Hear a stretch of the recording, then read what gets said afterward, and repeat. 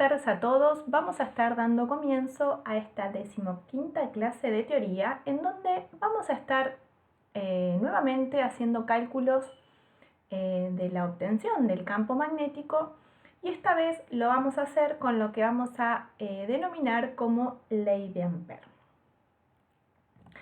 Nosotros vimos la clase pasada que a raíz de un experimento que realizó el físico-químico danés Oersted en 1820, en donde lo que él decía es que cuando sobre un conductor circulaba una corriente, si en las inmediaciones de ese conductor había una brújula, esto se deflectaba, por lo que nos daba a entender que en las cercanías del conductor se iba a generar un campo de fuerza que luego se denominó como campo magnético.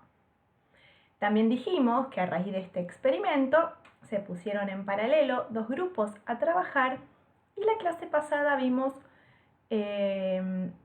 lo que uno de estos grupos había podido especificar, que fue el grupo de Biot-Savart, y presentamos la ley de Biot-Savart e hicimos algunos cálculos con la utilización de la misma.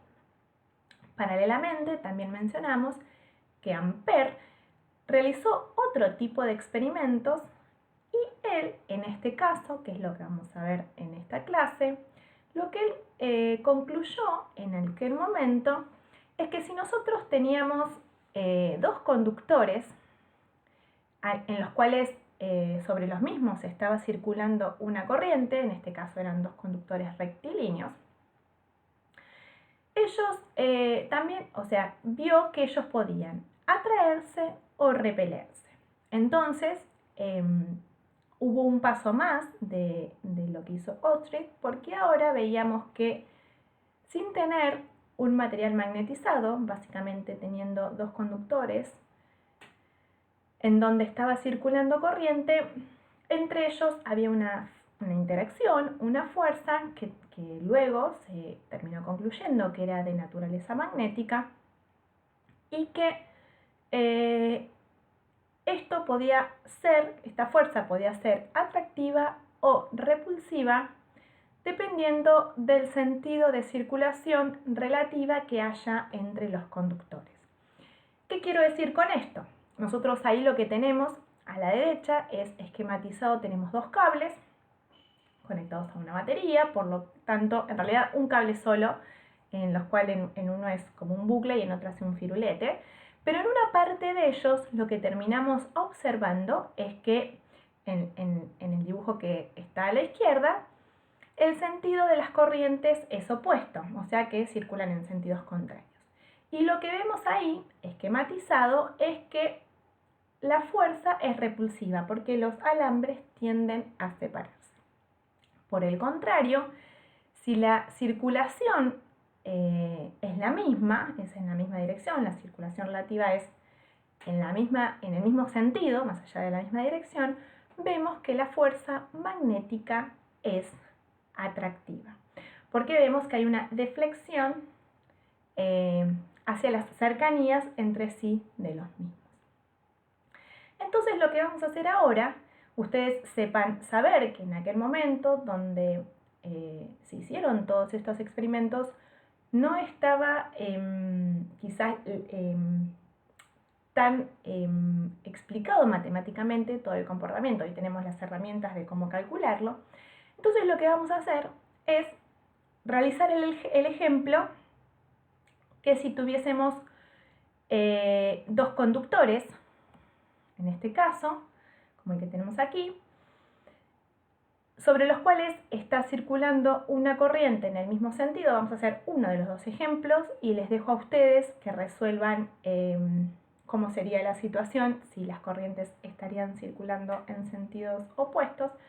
Vamos a calcular cómo es la fuerza entre ellos y vamos a ver que, así como digo yo ahí, que cuando circulan en el mismo sentido se atraen y que cuando circulan en sentidos opuestos se repelen. Entonces vamos a migrar a la hoja y vamos a resolver esta situación.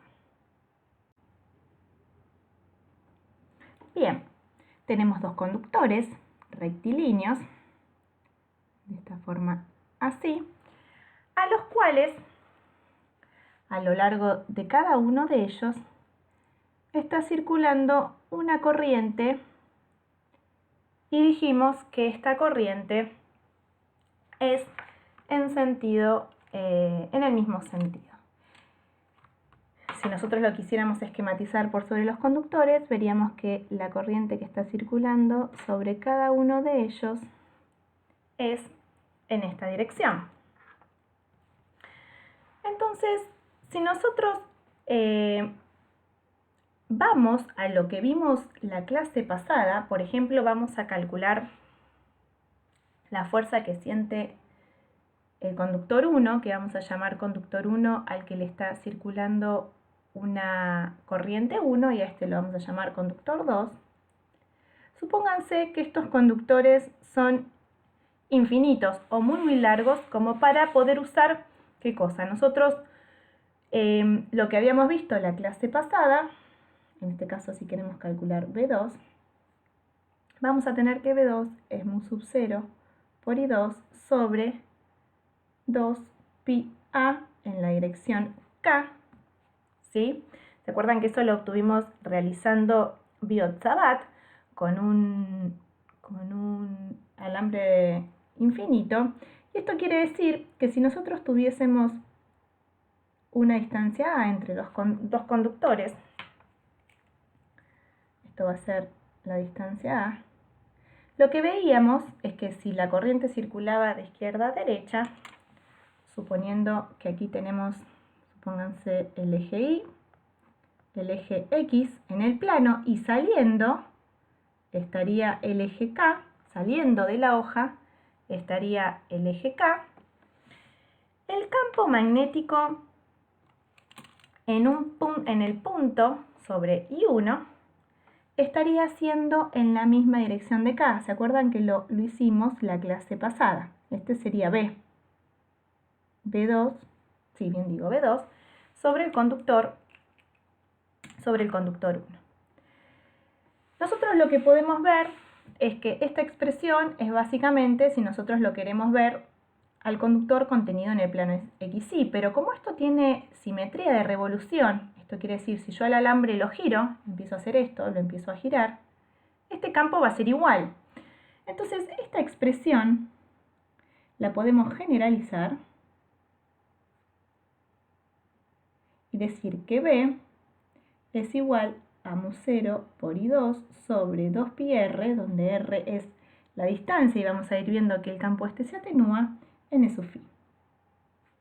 ¿Sí? Esto sería, digamos, lo más correcto para expresar el campo de un alambre infinito. Pero si nosotros estamos en la situación del plano, con esta expresión ya nos alcanza, porque podemos decir que los conductores son paralelos a la coordenada Wally-Versor y que el campo va a estar en K-versor. Entonces, nosotros, si queremos calcular la fuerza que siente el conductor 1 respecto al campo 2, va a ser I1 por dl por el campo 2. El campo magnético 2 ya dijimos quién es, pero ¿quién es I1 por dl? Bueno, un poco ya lo estuvimos diciendo. Dijimos que dl va a estar dado en esta dirección. Entonces no va a ser nada más y nada menos que dx en inversor. ¿Sí? Si nosotros, en vez de hacerlo infinitamente, porque si nosotros ahora hacemos la integral entre menos infinito y más infinito, esto nos va a dar una fuerza infinita, lo hacemos lo que vamos a llamar por unidad de longitud. Esto quiere decir que yo me voy a parar aquí y voy a decir, bueno, lo tomo sobre una unidad de longitud del alambre L. Yo podría estar integrando entre 0 y L, o entre menos L sobre 2 y L sobre 2, y en realidad voy a ver que a nivel de cálculo es exactamente lo mismo. Entonces lo voy a hacer entre menos L sobre 2 y L sobre 2, como para poner, si yo pusiera el sistema de referencia exactamente en el medio. Entonces, ahora sí, calculo la fuerza magnética 1, va a ser la integral entre menos L sobre 2 y L sobre 2, de I1 diferencial de X en inversor por el campo magnético, que es mu sub 0 por I2 sobre 2πa en K versor. Entonces, déjenme sacar todas las constantes afuera. Esto es mu 0 por I1 por I2 sobre 2πa. Y esto va a ser la integral de L sobre 2, de menos L sobre 2 a L sobre 2, diferencial de X, y ahora tengo I por K. ¿Se acuerdan que yo les había dicho que K por I, versor, es J? Entonces, si lo tengo al revés, I por K, ahora esto va a ser en menos J versor. Básicamente, la integral de diferencial de X es X, evaluado entre L sobre 2 y menos L sobre 2, termina siendo L. Entonces, lo que terminamos viendo es que la fuerza 1, o sea, la fuerza que siente el conductor 1, al cual está circulando una corriente I1, debido al campo magnético que genera este conductor, porque le está circulando una corriente I2, el cual lo llamamos B2, termina siendo mu 0 por I1 por I2 sobre 2πa L en menos J. Esta es la fuerza magnética que siente el conductor 1 debido al campo 2. Si yo lo quiero representar en este dibujo, siguiendo estos ejes, este es X y este es Y, la fuerza F1 va a estar apuntando hacia aquí abajo. O sea que va a estar apuntando en dirección hacia el conductor 2. Ahora, si yo por el contrario hago, o por otra parte, porque no es el contrario, hago la fuerza 2, esto, así como yo escribí así, va a terminar siendo I2 diferencial de L por B1. Ahora, si nosotros sabemos que este campo es saliente aquí, si nosotros lo calcularíamos en este punto de aquí abajo, sobre este conductor para este, sería el punto, o sea, esto tendría que dibujar una vueltita así, análogamente a como hicimos este, pero aquí abajo, ¿cómo sería el campo? B1. Sería en sentido contrario, o sea que aquí nos daría un campo entrante en K. Este sería B1. B1 para I2. Entonces, lo que nosotros tenemos que tener en cuenta es que B1 va a ser análogo a este, pero va a estar en menos K.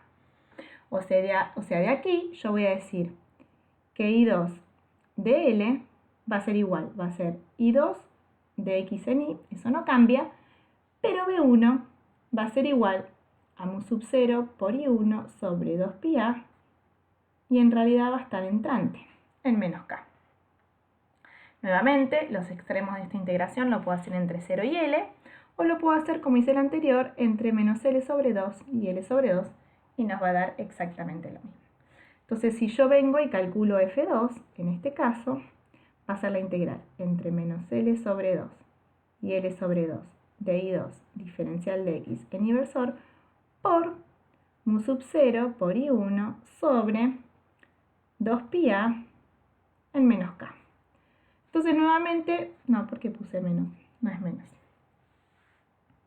No sé qué quise poner ahí. Ahí es un más. Entonces nuevamente separo, o sea, saco fuera de la integral todas las constantes. Me queda mu sub 0 por I1 por I2 sobre 2πa, la integral entre menos L sobre 2 y L sobre 2 de diferencial de X. Y ahora me va a quedar I por menos K, pero dijimos que I por K era menos J, ahora con este menos me queda en J, o sea que esto va a aparecer en J versor. Entonces, lo que terminamos viendo es que la fuerza 2, quiere decir la fuerza que siente el conductor 2 debido al campo magnético que genera el conductor 1, es mu sub 0 por I1 por I2 sobre 2πa por L en J.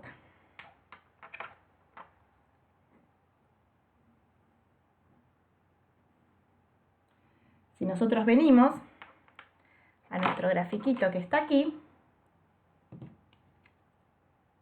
déjenme que lo mueva así, el IBCAM no molesta, terminamos viendo que sobre este conductor la fuerza es para arriba, esta sería la fuerza 2. por lo que vemos que va desde el conductor 2 hacia el conductor 1. Fíjense que la fuerza es atractiva. Entonces, cuando las corrientes circulan en el mismo sentido, decimos que la fuerza es atractiva. Y cuando las corrientes, que si quieren hagan este mismo cálculo, es análogo, pero bueno, los sentidos de las corrientes son opuestos, vamos a ver que la fuerza es repulsiva. Bien, entonces ahora sí tenemos ahí esquematizado matemáticamente o parametrizado matemáticamente cómo quedaría la fuerza magnética entre dos conductores rectilíneos en los cuales le está circulando corriente. Fíjense que ahí aparece la fuerza magnética sobre L. Esto es por lo que les dije, digamos, si nosotros estamos utilizando conductores infinitos, está bien la expresión de campo que recién acabamos de utilizar. Lo podemos modelar para casos de conductores muy largos. El tema es que si el conductor es finito, debemos usar otra expresión del campo magnético que ya vimos la clase pasada.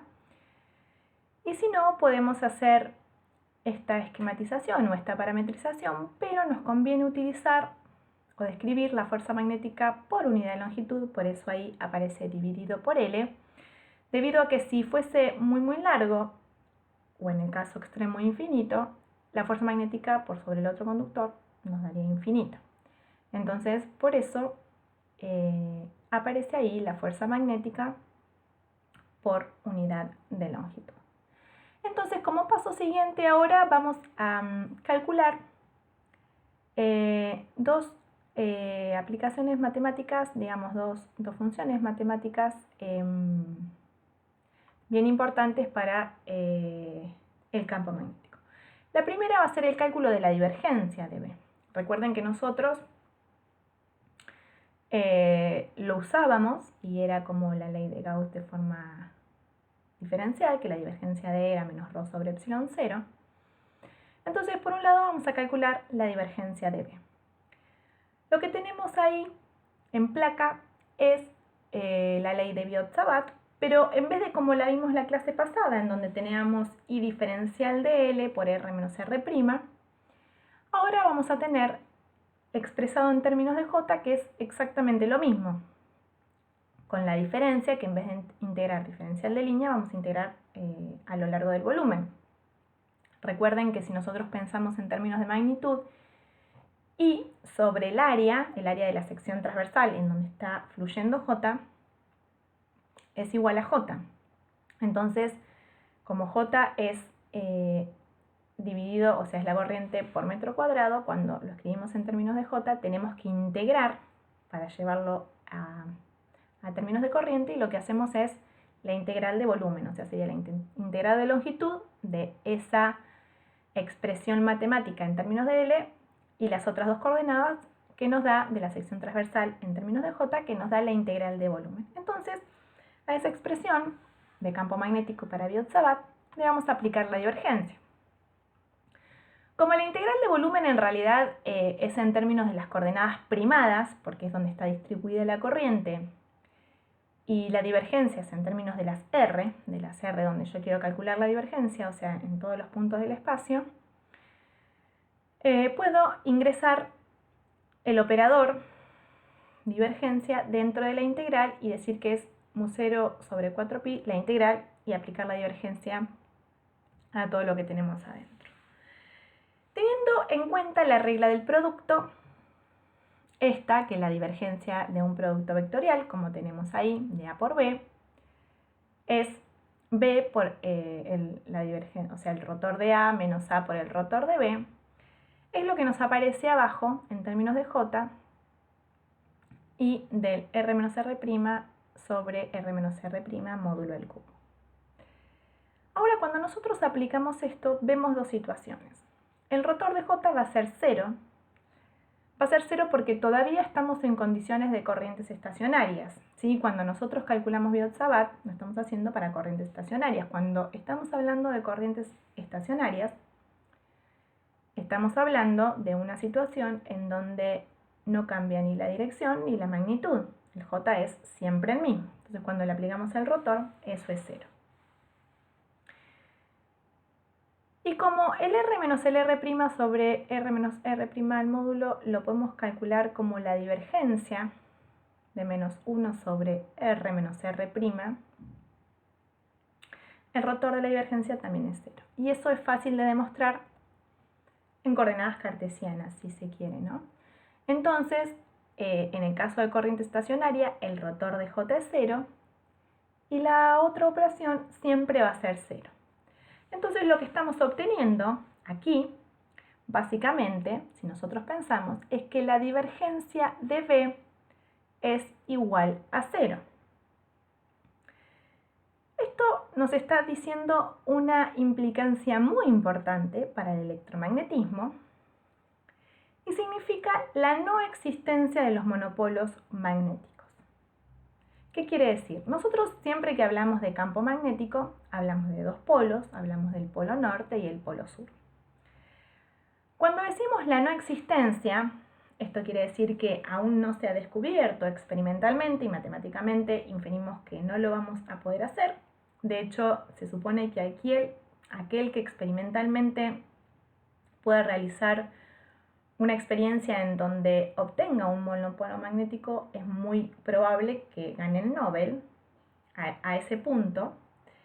Digamos, esto quiere decir que siempre que nosotros encontremos un imán, ya sea debido a una corriente, va a suceder siempre, pero debido a un material magnetizado, nosotros hemos hablado de la magnetita, existen otros más, el hierro, siempre aparecen de pares norte-sur. Eso quiere decir que aunque yo divida, siempre más chiquito, mi material magnetizado, este material se reacomoda para tener la presencia de un polo norte y un polo sur.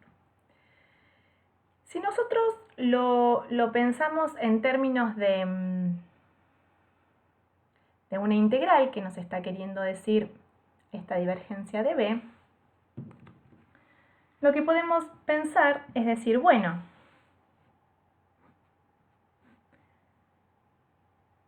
yo sé que la divergencia de B es igual a 0. Ahora, si yo haría la integral de la divergencia de B sobre un volumen, cualquiera sea el volumen, un B0 genérico, cualquiera, como la divergencia de B sigue siendo 0, esto va a seguir siendo 0. Ahora, yo puedo reescribir esta expresión matemática en vez de término del volumen en términos de superficie. Esto quiere decir que yo esto lo puedo reescribir como B diferencial de área en S0 y va a seguir siendo igual a 0. Y esto es por el teorema de la divergencia.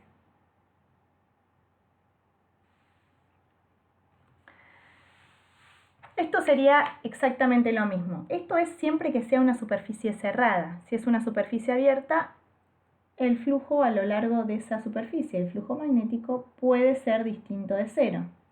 Pero si estamos en términos de una superficie cerrada, siempre el flujo magnético va a ser 0. Y esto es lo que se llama como el teorema, o se conoce como el teorema de Gauss, para campo magnético. ¿Sí? Entonces, ¿qué me está queriendo decir esto? Bueno, fíjense, esto es porque es cerrada, recuerden, una superficie abierta puede dar distinto de 0. Entonces, nosotros dijimos que si tenemos un imán, supóngase el típico ejemplo de un norte-sur,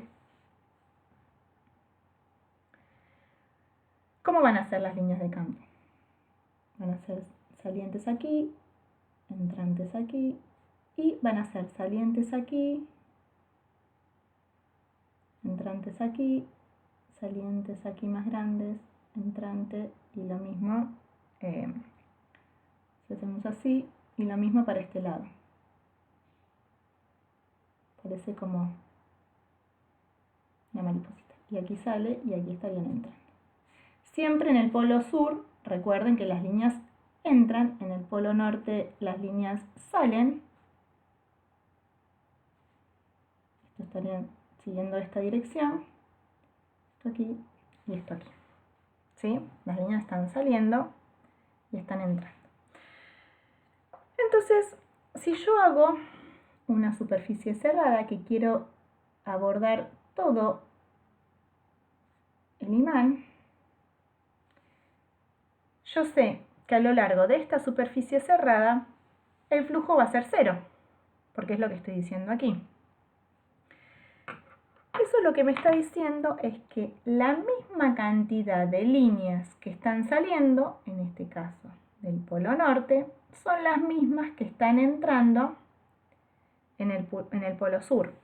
Entonces, como la divergencia, como la integral de superficie es cero, o lo mismo, bueno, sí, la divergencia, pero la integral de superficie sobre una superficie cerrada es cero, me está indicando exactamente eso que les acabo de decir. La misma cantidad de líneas que salen es la misma que las que entran. Entonces, si hay algunas que salen y otras que entran, necesariamente tiene que haber un polo norte y un polo sur.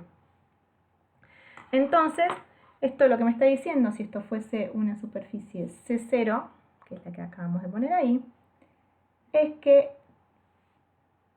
todas las líneas que salen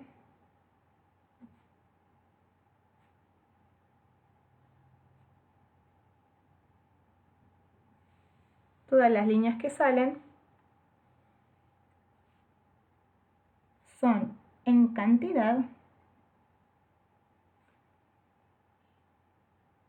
las mismas que entran. Y eso en algún punto también, obviamente, porque de ahí estamos viniendo, es lo que decimos como la no existencia de monopolos magnéticos.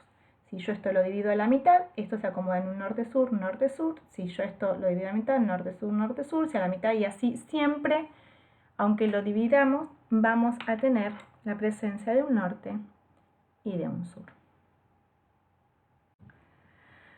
Por otra parte, entonces, vamos a calcularle el rotor de B. Nosotros, particularmente, lo que vimos en el cálculo anterior, con el rotor para el campo eléctrico, veíamos que el rotor era cero y eso nos estaba implicando que el campo eléctrico en condiciones de electroestática era conservativo. Nuevamente, presentamos el campo magnético en términos de la ley de Biot-Savart y ahora le aplicamos el rotor.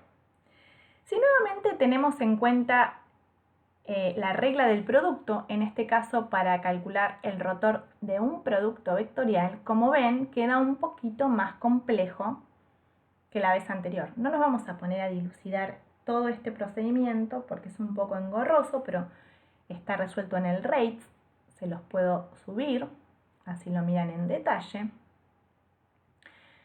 Pero cuando yo hago en cuenta o tengo en cuenta todas esas propiedades de la regla del producto, llamando a lo que ahí tenemos como A sería el vector J y lo que tenemos como B sería R menos R' sobre el módulo al cubo de R menos R',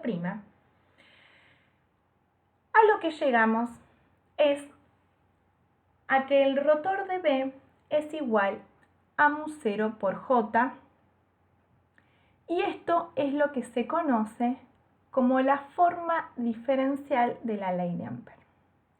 De nuevo, una cuestión a tener en cuenta cuando hacemos estos cálculos es que nosotros estamos considerando que la divergencia de J es igual a 0.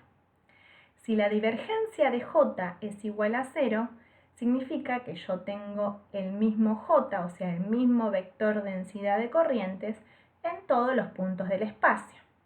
Entonces, cuando yo obtengo esta relación, lo que estoy diciendo es, bueno, el J no me está cambiando, el J es uniforme, por lo tanto estamos en una situación de corriente estacionaria.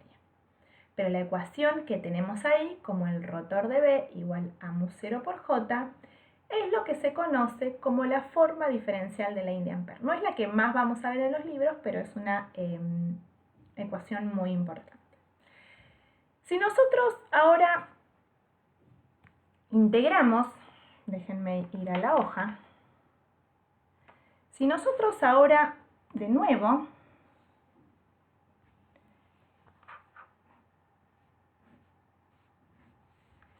aplicamos, dijimos que el rotor de B, de B de R, si quieren, es igual a mu 0 por J. Si ahora nuevamente integramos esto sobre una superficie genérica S0, y esto va a ser diferencial de superficie, producto escalar, y aquí hacemos lo mismo, S0, diferencial de superficie, esto que tenemos aquí, por el teorema de Stokes, lo podemos escribir de la siguiente manera. Podemos decir que S0 del rotor de B diferencial de superficie va a ser igual a la integral sobre la curva, o C0 si quieren, de B diferencial de L. ¿Se acuerdan que estas dos cuestiones no estaban separadas? Si ustedes tenían una curva, y esta es la curva, es la superficie S0 que nos está delimitando la curva C0, ¿sí? Esto sería S0.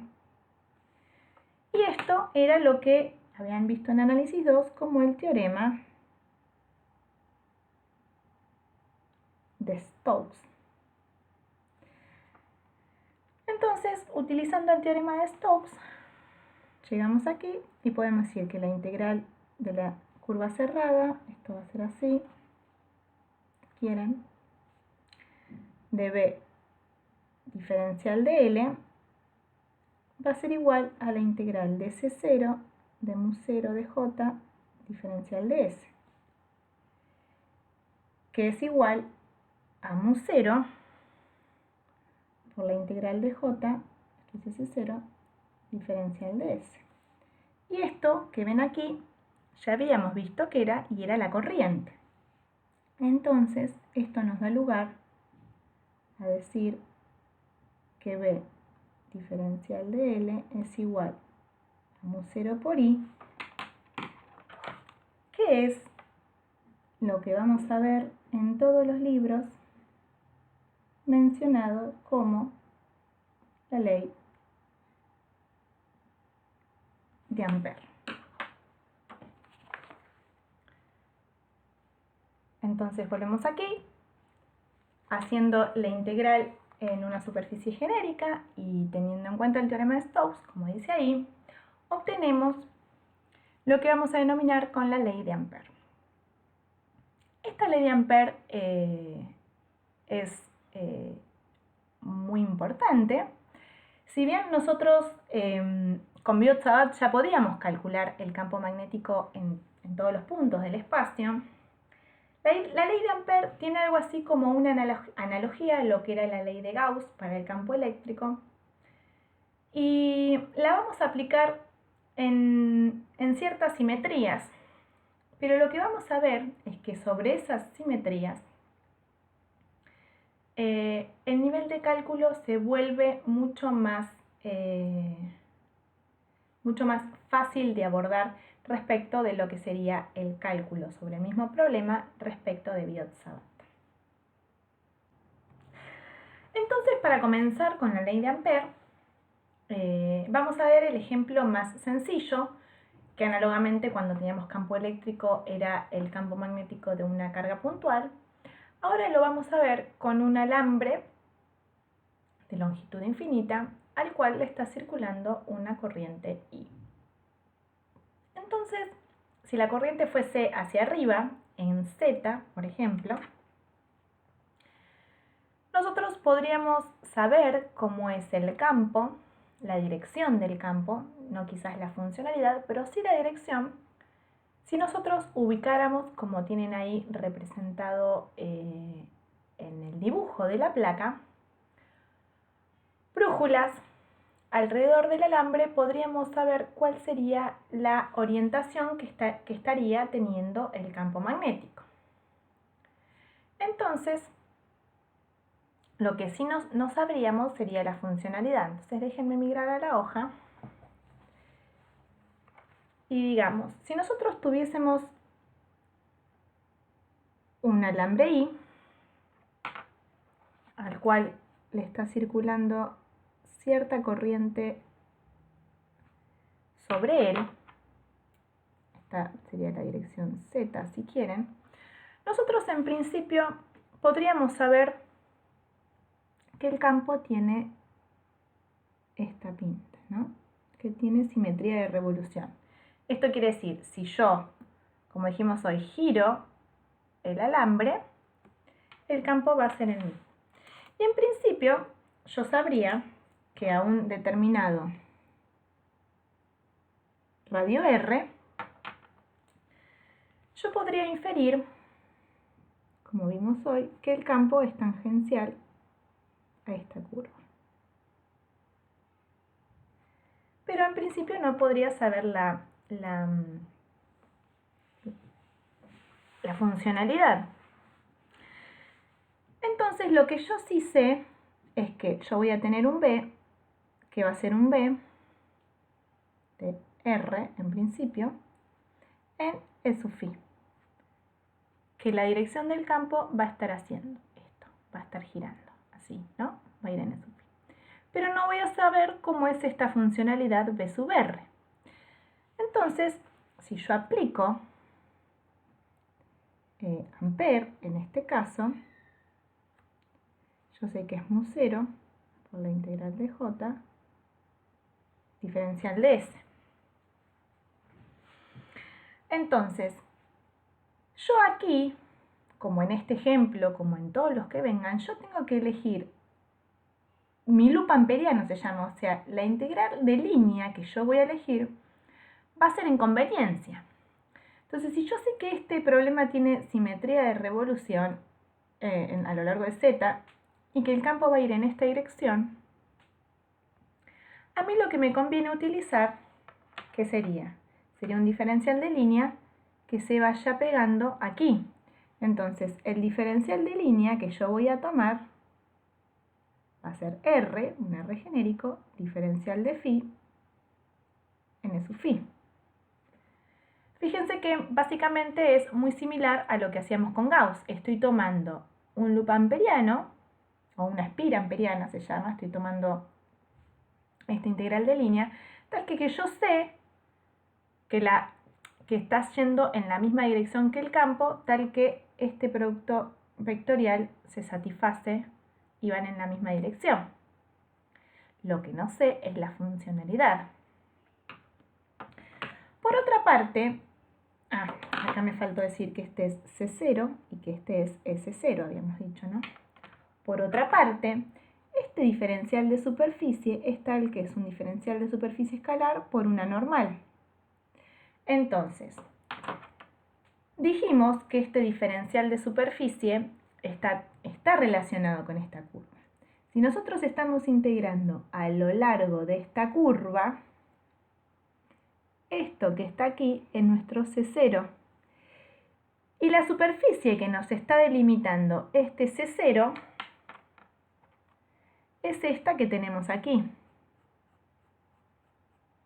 Entonces, esto que tenemos aquí es nuestro S0.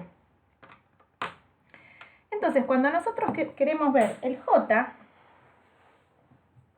o la corriente, decimos que es el diferencial de superficie en la normal, pero ¿quién es el diferencial de superficie? Es esta superficie la que quiero tener en cuenta. Entonces va a ser R, diferencial de phi.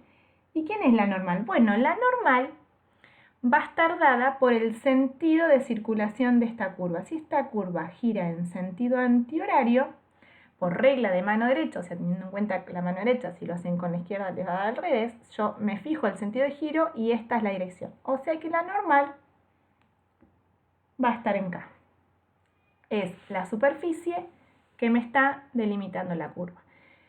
Pero si yo quiero ver cuál es el J que atraviesa esta superficie, ¿quién es? Sería un J que está sobre este alambre casi sin dimensión. Y en definitiva, ¿quién es? J a lo largo de esa superficie sería lo que vemos ahí, básicamente, obviamente, es I. La corriente I. Entonces,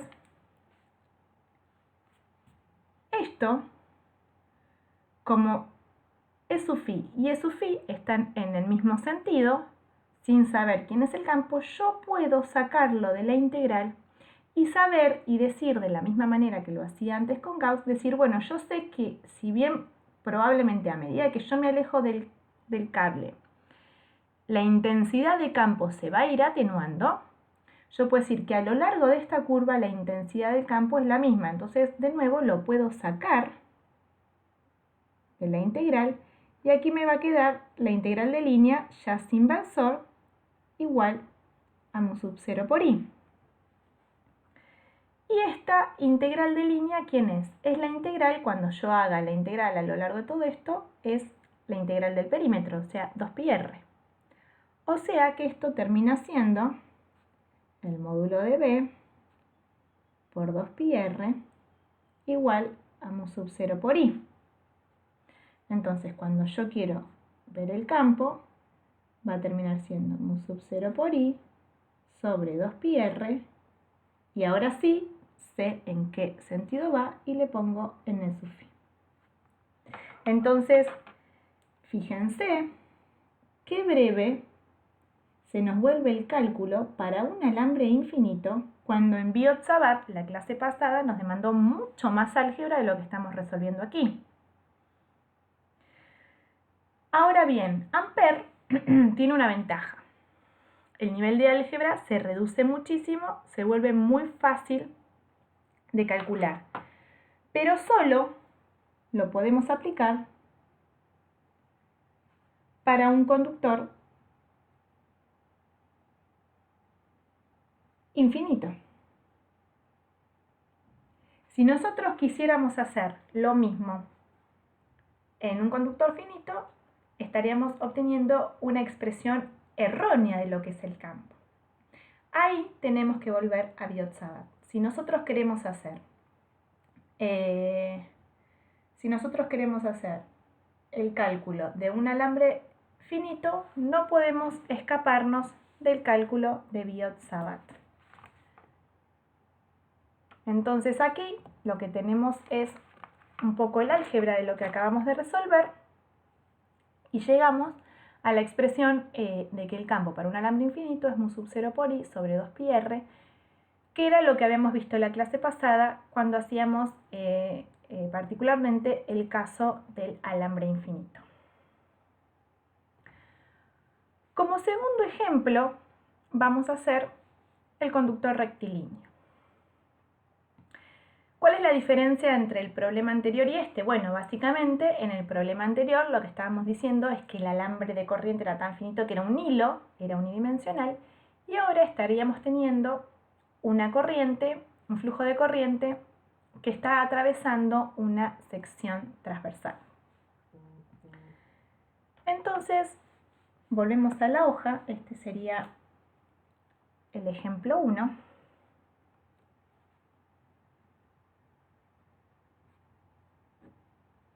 Ahora abordaríamos el ejemplo 2. Y lo que vamos a ver ahora es un conductor en donde tengo una dada I, pero que ahora está distribuida a lo largo de todo este conductor. ¿Sí? Entonces se ve el sombreadito, pero está distribuida a lo largo de todo el conductor. Entonces, la primera pregunta que yo debería hacerme es, ¿podré calcular el campo magnético en todo el espacio? Y esa pregunta también pregunta, ¿yo puedo calcular el campo magnético dentro de la región donde está circulando la corriente? Bueno, entonces, básicamente, la pregunta es sí.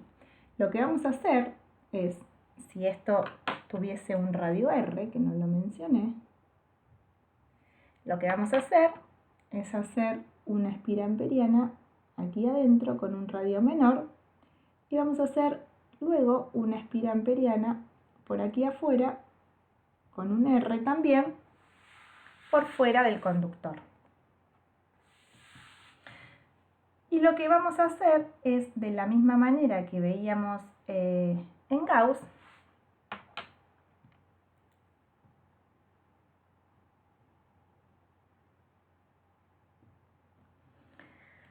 vamos a definir primero los puntos para R menores que R, siendo R, si quieren acá poniendo, siendo R el radio del conductor. Entonces, si yo ahora miro el conductor desde arriba y tengo un radio R, yo ahora estaría en una situación en que el loop amperiano que estoy tomando es este y tiene un R chiquitito aquí. Si nosotros tenemos en cuenta la ley de Ampère, esto es mu0 por la integral en S0 de J diferencial de S, lo que tenemos que ver es cuánta corriente estamos abordando cuando nosotros vemos este loop amperiano. ¿Sí? Lo que nosotros sabemos es que cuando la integral vive hasta R grande, nosotros abarcamos I. Si estamos en una instancia intermedia, vamos a abordar una corriente, pero va a ser la corriente I', si quieren, tal que va a vivir hasta el R del loop amperiano, de la espira amperiana, perdón, espira amperiana, se los decía en castellano, pero no me está diciendo nada de cómo es el J. Entonces yo lo que voy a hacer es un cálculo aquí en paralelo. Es un detalle que no tiene gran cosa, y yo voy a decir que J diferencial de S, voy a decir, bueno, la integral va a ser entre 0 y 2pi, entre 0 y R grande, de J, y la normal va a ir en la misma dirección, ya vimos cuál era la normal, en K, o sea, en el alambre, y esto va a ser R', diferencial de R', diferencial de phi. Le pongo primado para diferenciarlo de este. Entonces, esto me va a dar, que es J, el 2pi, después me da R cuadrado sobre 2, me da pi por R cuadrado. Y cuando yo tengo todo esto, yo sé que esto es igual a I. Entonces, básicamente, de aquí estoy obteniendo una expresión para J, que es I sobre pi por R cuadrado. ¿Qué estoy obteniendo aquí? Estoy obteniendo una situación particular en donde J es uniforme. Eso quiere decir que en todos los puntos del conductor está distribuido, digamos, la corriente sobre, fíjense que este pi R cuadrado es la sección transversal del conductor, y que J es el mismo en todos los puntos. Podría ser el caso de un problema que no suceda este ejemplo.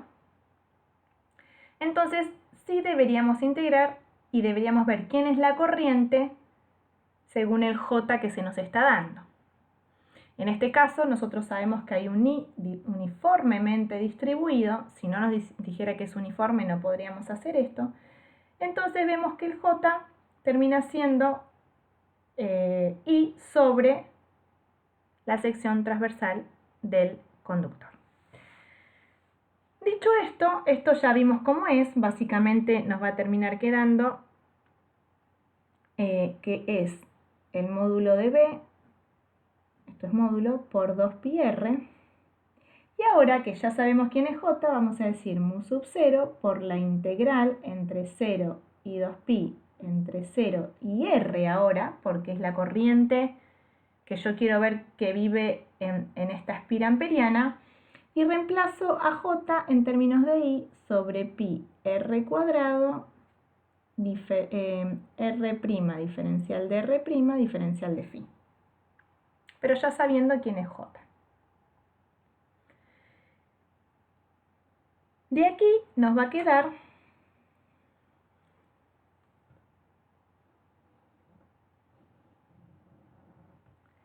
que es el módulo de B por 2πr igual a mu 0 por I sobre pi r cuadrado por pi r cuadrado chiquitito.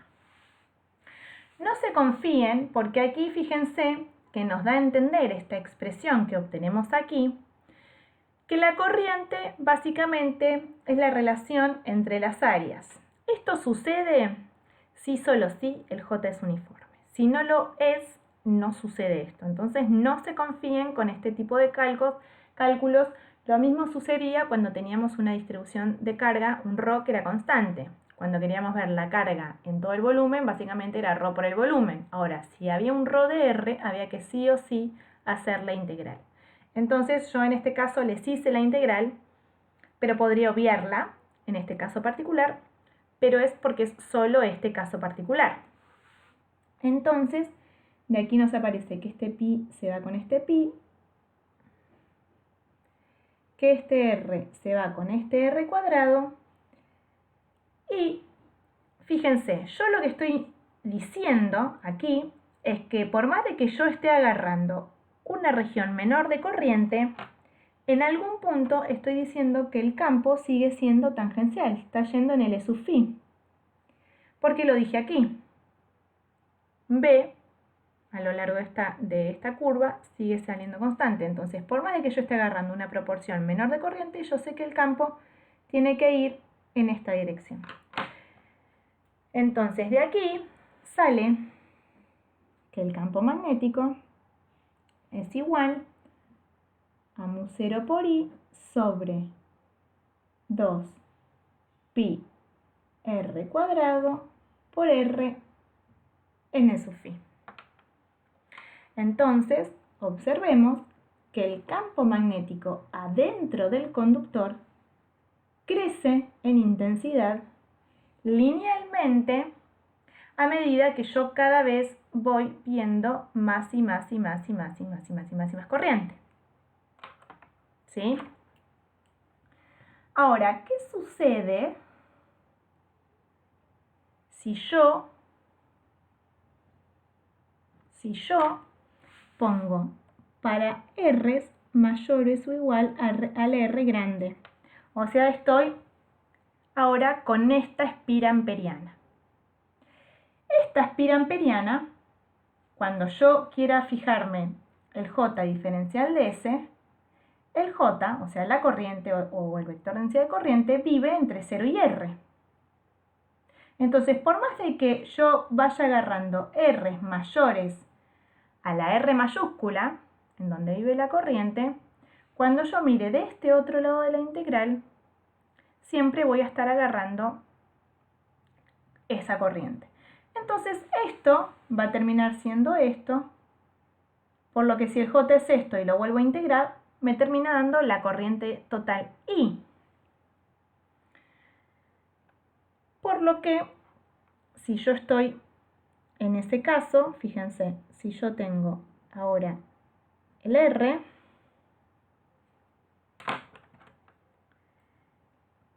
y el R del loop amperiano es este, que ahí se los hice punteadito, y ahora es este el R.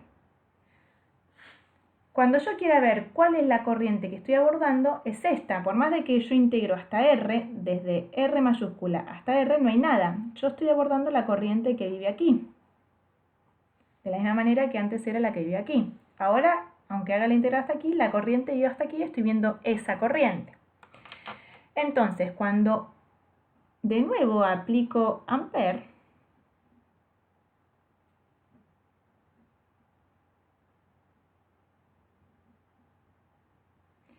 esto termina siendo mu sub 0 por i. Esto vuelve a ser lo mismo, el módulo de b por 2πr igual a mu sub 0 por i.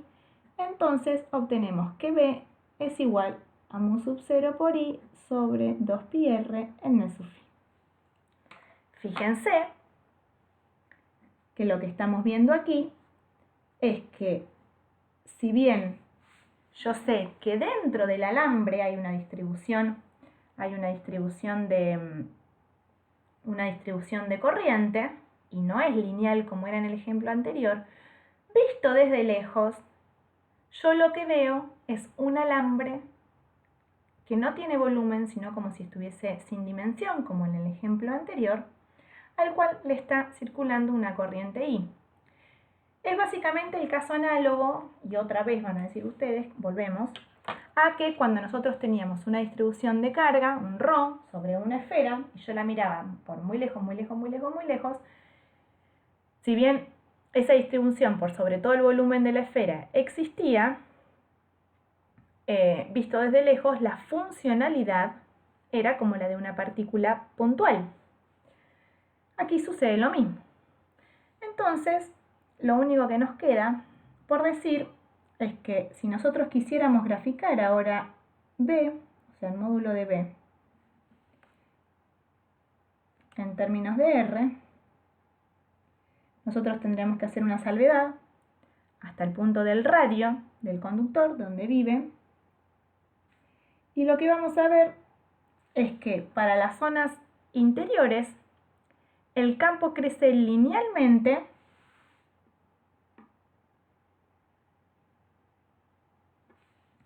hasta un valor que sería evaluado aquí en R, que es el mismo que evaluado aquí en R, o sea, va a ser un valor que es mu 0 por i sobre 2πr. Ese va a ser el valor mayor de campo y luego, visto desde lejos, tiene la pinta de un alambre infinito. O sea que esto va a ser proporcional a R y esto va a ser proporcional a 1 sobre R.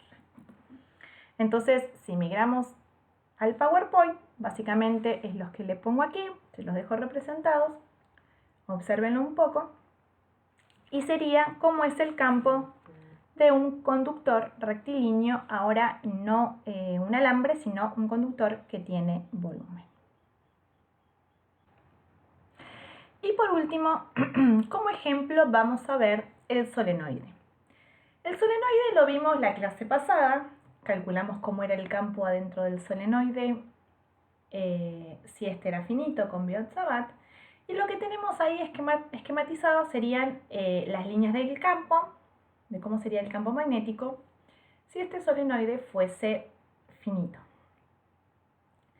Si este solenoide yo le voy agregando espiras hacia la derecha y espiras hacia la izquierda, fíjense que las líneas que están haciendo así, que van saliendo por fuera del solenoide, se achicarían y quedarían como aplastaditas hacia adentro. Si yo agrego más, hago lo mismo, y si agrego más, hago lo mismo, y si agrego más, hago lo mismo. De tal manera que si yo llego al caso límite, en términos de decir, bueno, yo ahora estoy en un solenoide ideal, tal que las espiras están muy apretaditas uno al lado de la otra, y la longitud de este alambre es infinito. Si yo quisiera ver cómo es el campo dentro de este solenoide, tendría que ver que, o podría idealizar este campo, como que las líneas van a quedar paralelas al eje axial del cilindro del solenoide y que van a estar todas apuntando en la misma dirección. Como que la curvatura que va teniendo al ponerle infinito se van achatando al límite que si son infinitos, esas líneas de campo las vamos a ver todas en la misma dirección. Entonces, si yo tengo como ejemplo 3, el solenoide aquí,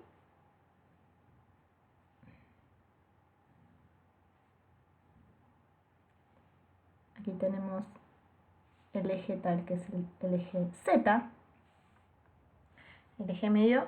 Aquí podríamos dibujar todos puntitos como tienen en su gráfico, que significaría corriente que está saliendo. Recuerden que puntitos era saliendo y aquí tendríamos las crucecitas, que sería de nuevo el corte por la mitad del cilindro que esquematiza el solenoide, y que el campo sería paralelo al eje, así,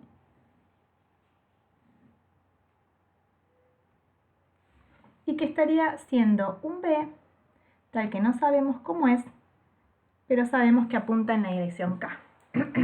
Recuerden que con Ampère, así como nos sucedía con Gauss, más o menos debemos saber en qué sentido está el campo, pero no sabemos la funcionalidad del mismo. Entonces, de nuevo, si yo digo, bueno, tengo Ampère,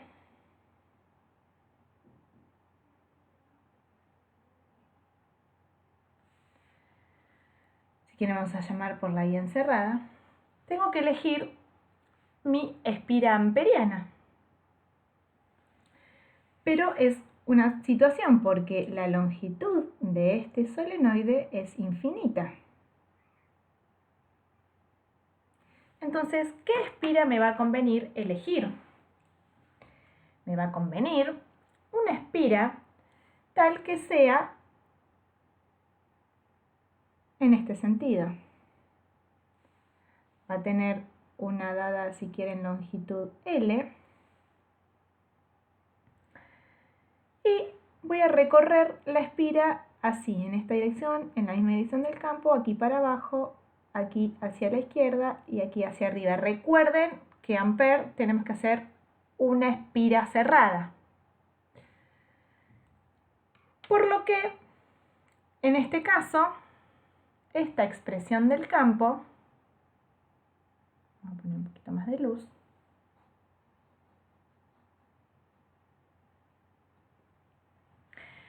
nos va a quedar ahora, si nosotros llamamos, por ejemplo, a este lado, a ver cómo lo puedo hacer, voy a hacer con azul que escribe más finito, a este lado 1, a este lado 2, a este lado 3 y a este lado 4.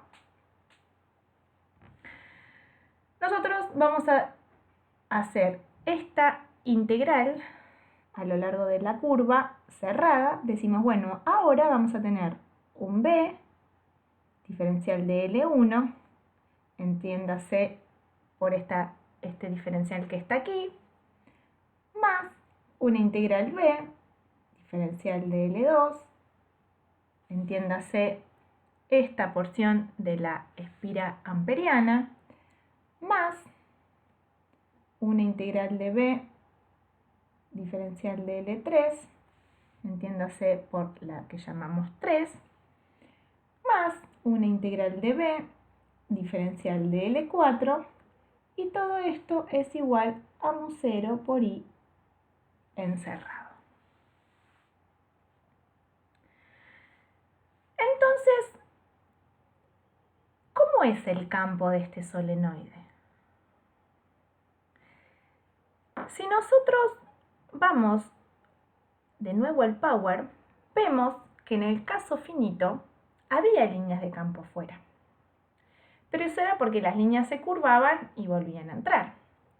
Ahora, si nosotros esto lo hacemos infinito, las líneas como que no estarían saliendo nunca.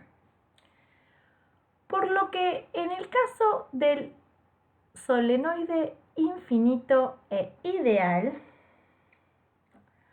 nosotros podríamos decir, en principio, que cuando recorremos este tramo de la espira amperiana, esto que está aquí va a ser igual a 0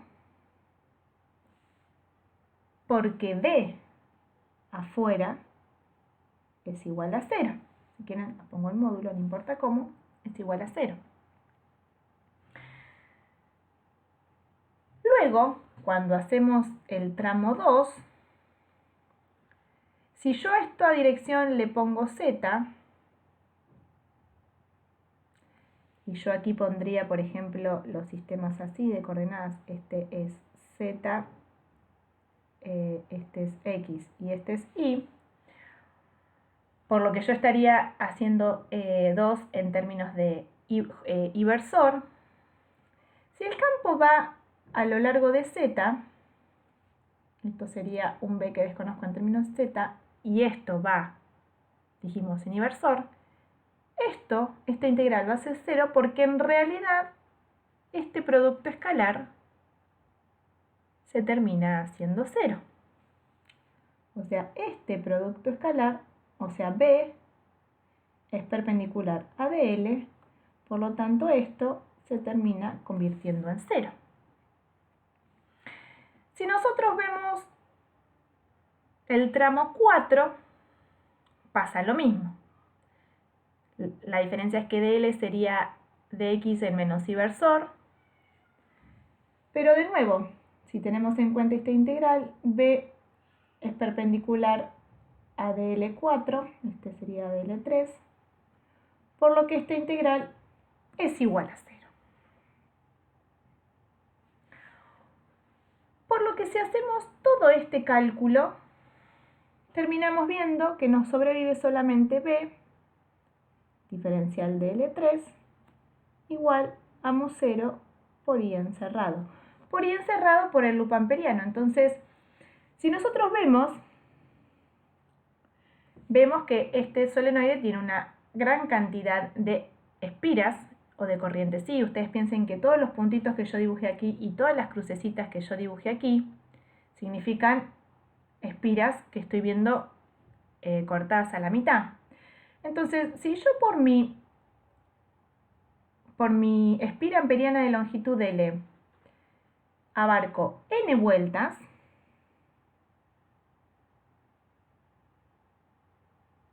la corriente total que voy a estar teniendo es igual a mu 0 por n, por I.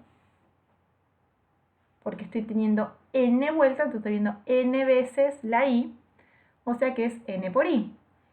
Y como B es paralelo a DL3, déjenme que salga aquí que está en la zona oscura, es paralelo a DL3, esto es lo que podemos decir como que puedo sacar afuera de la integral, me queda DL3 igual a mu 0 por n por I, y esto no es más que la longitud de este tramo, que es L. Entonces, nos termina quedando que B es igual a mu 0 por n por I sobre L en K. Si ustedes van a revisar los cálculos que hicimos con Biot-Sabat para un solenoide infinito, llegábamos a esta misma expresión. Fíjense cuánto más sencillo fue hacerlo con Ampère, pero de nuevo tenemos la misma limitante. Lo estamos calculando solamente para un solenoide infinito.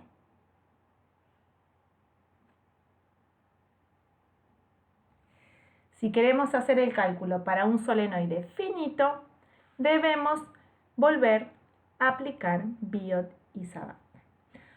¿Por qué me pareció interesante hacer el ejemplo del solenoide? Primero porque se los había hecho con Biot-Sabat, entonces me parecía interesante resolver los mismos problemas para que vean un método y el otro. Y segundo, el solenoide desempeña en el magnetismo el mismo papel que un condensador hacía para el campo eléctrico. Recuerden que el condensador lo que teníamos es que acumulaba cierto valor de carga y podíamos almacenar energía electrostática. Bueno, el solenoide, como verán, un solenoide bastante ideal, puede almacenar un campo magnético bastante intenso y si lo consideramos ideal, también es uniforme. Entonces, una forma interesante o una forma